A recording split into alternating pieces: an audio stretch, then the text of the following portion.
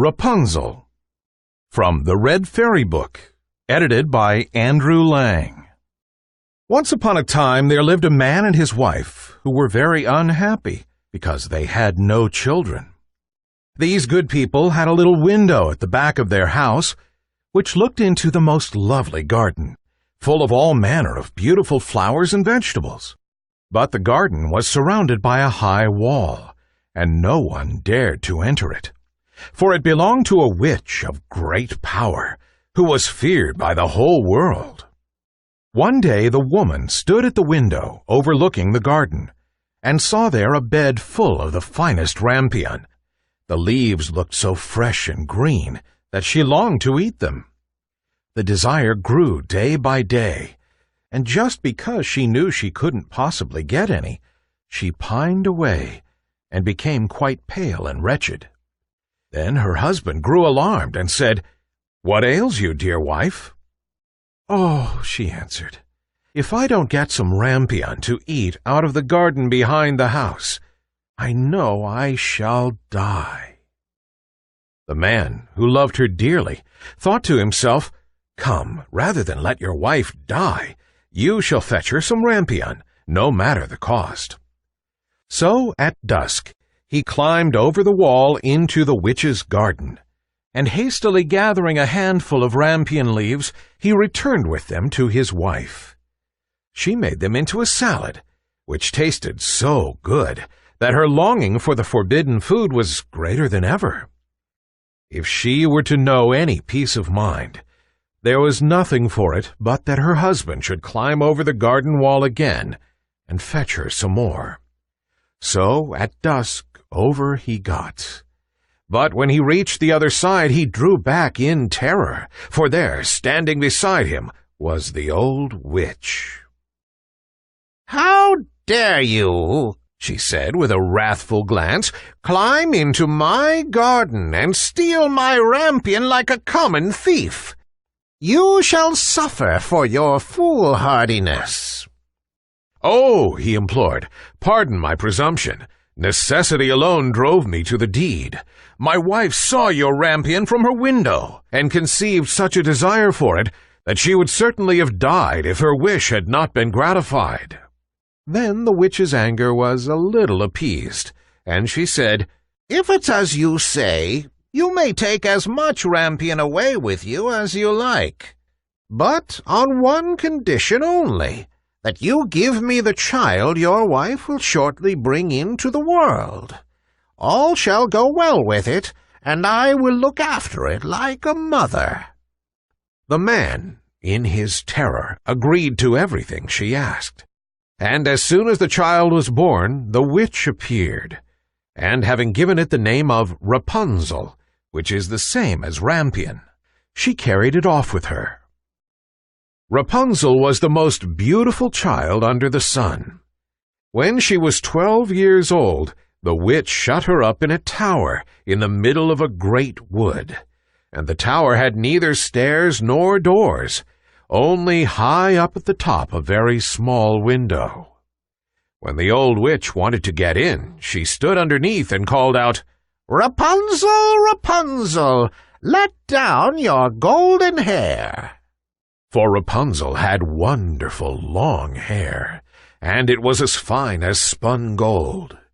Whenever she heard the witch's voice, she unloosed her plaits and let her hair fall down out of the window about 20 yards below, and the old witch climbed up by it. After they had lived like this for a few years, it happened one day that a prince was riding through the wood and passed by the tower.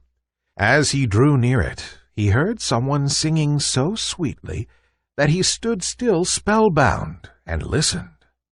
It was Rapunzel in her loneliness, trying to while away the time by letting her sweet voice ring out into the wood.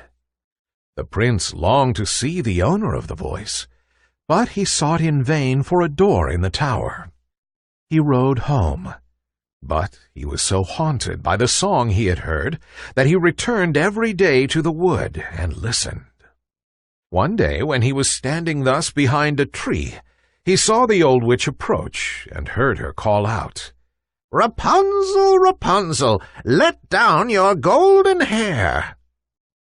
Then Rapunzel let down her plaits, and the witch climbed up by them. "So that's the staircase, is it?" said the prince. "Then I too will climb it and try my luck." So on the following day at dusk he went to the foot of the tower and cried, "Rapunzel, Rapunzel, let down your golden hair." And as soon as she had let it down, the prince climbed up. At first, Rapunzel was terribly frightened when a man came in, for she had never seen one before. But the prince spoke to her so kindly, and told her at once that his heart had been so touched by her singing, that he felt he should know no peace of mind till he had seen her. Very soon Rapunzel forgot her fear, and when he asked her to marry him, she consented at once. "For," she thought, "he is young and handsome, and I'll certainly be happier with him than with the old witch." So she put her hand in his and said, "Yes, I will gladly go with you. Only how am I to get down out of the tower? Every time you come to see me, you must bring a skein of silk with you, and I will make a ladder of them, and when it is finished, I will climb down by it, and you will take me away on your horse." They arranged that till the ladder was ready, he was to come to her every evening, because the old woman was with her during the day. The old witch, of course, knew nothing of what was going on, till one day Rapunzel, not thinking of what she was about, turned to the witch and said, "How is it, good mother, that you are so much harder to pull up than the young prince? He is always with me in a moment." "Oh, you wicked child!" cried the witch. "What is this I hear? I thought I had hidden you safely from the whole world, and in spite of it you have managed to deceive me." In her wrath, she seized Rapunzel's beautiful hair, wound it round and round her left hand, and then, grasping a pair of scissors in her right, snip, snap, off it came, and the beautiful plaits lay on the ground. And worse than this, she was so hard-hearted that she took Rapunzel to a lonely desert place, and there left her to live in loneliness and misery. But on the evening of the day in which she had driven poor Rapunzel away, the witch fastened the plaits to a hook in the window, and when the prince came and called out, "Rapunzel, Rapunzel, let down your golden hair," she let them down, and the prince climbed up as usual. But instead of his beloved Rapunzel, he found the old witch, who fixed her evil, glittering eyes on him and cried mockingly, Ah! You thought to find your lady love, but the pretty bird has flown, and its song is dumb. The cat caught it, and will scratch out your eyes too. Rapunzel is lost to you forever.